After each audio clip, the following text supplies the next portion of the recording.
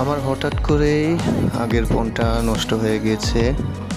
তো এক সপ্তাহের উপরে এইভাবে আছি যে নষ্ট ফোন, সেই ফোন দিয়ে কষ্ট করে চলছি।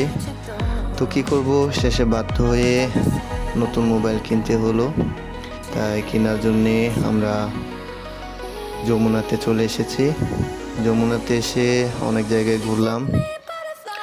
ঘুরে এসে এই মোবাইলটাই আমার পছন্দ হলো। আসলে পছন্দ বলতে কি, বাজেটের ভিতরে এই মোবাইলটাই আমার পছন্দ হলো।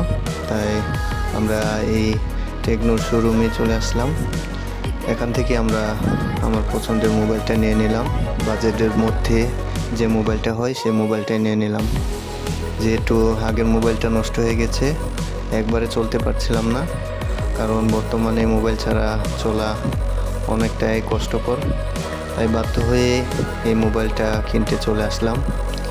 শোরুমের যে সেলসম্যান ভাইয়াটা ছিল, সে পরিচিত ছিল। তাই উনি বলল, ভাইয়া আপনি নিজেই আপনার মোবাইলটা আনবক্সিং করেন। তাই আমি নিজে থেকে আমার মোবাইলের আনবক্সিংটা করে নিচ্ছি।